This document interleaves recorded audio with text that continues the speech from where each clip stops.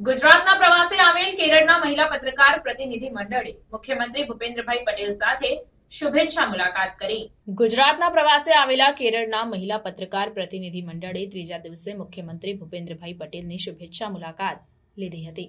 આ પ્રતિનિધિ મંડળને સંબોધતા મુખ્યમંત્રીએ જણાવ્યું કે ગુજરાતના વિકાસમાં માનનીય પ્રધાનમંત્રી નરેન્દ્રભાઈ મોદીનો ખૂબ મોટો ફાળો છે। તેમણે દરેક વર્ગ, લોકો અને સંસ્થાઓને સાથે મળી આગળ વધવા માટે સબકા સાથ સબકા વિકાસની કલ્પનાને સાકાર કરી છે। પ્રધાનમંત્રી સ્વચ્છતાથી સેમિકન્ડક્ટર સુધી દરેક ક્ષેત્રમાં વિકાસ બાબતે વિચારે છે તેમ પણ તેમણે જણાવ્યું હતું।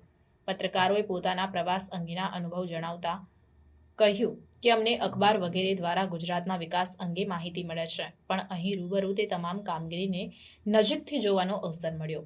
Statue of unity, Amul dairy પ્લાન્ટની મુલાકાત અને તેની જાણકારી મેળવવામાં આનંદ થયો હોવાનું પણ જણાવ્યું હતું। પત્રકારોએ ગાંધીનગરમાં ગિફ્ટ સિટી તેમજ ગિફ્ટ નિફ્ટીની પણ મુલાકાત લીધી હતી અને ગિફ્ટ સિટી અંગેના આગામી પ્રોજેક્ટ્સ વિશે માહિતી મેળવી હતી। કેરળથી આવેલા પત્રકાર પ્રતિનિધિ મંડળના સંકલન અધિકારી તરીકે તિરુવનંતપુરમ પીઆઈબીના નાયબ નિયામક ડોક્ટર અથીરા થમ્પીએ મુખ્યમંત્રીને સ્મૃતિચિહ્ન ભેટ આપી હતી।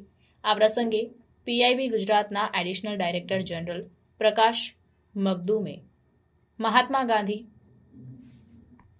અ લાઇફ થ્રુ લેન્સીસ પુસ્તક તેમજ નાયબ નિયામક આરોહી પટેલે સ્મૃતિચિહ્ન ભેટ કર્યું હતું। આ અવસરે media and communication officer Indravadansinh Zala, Dinesh Kalal પણ ઉપસ્થિત રહ્યા હતા।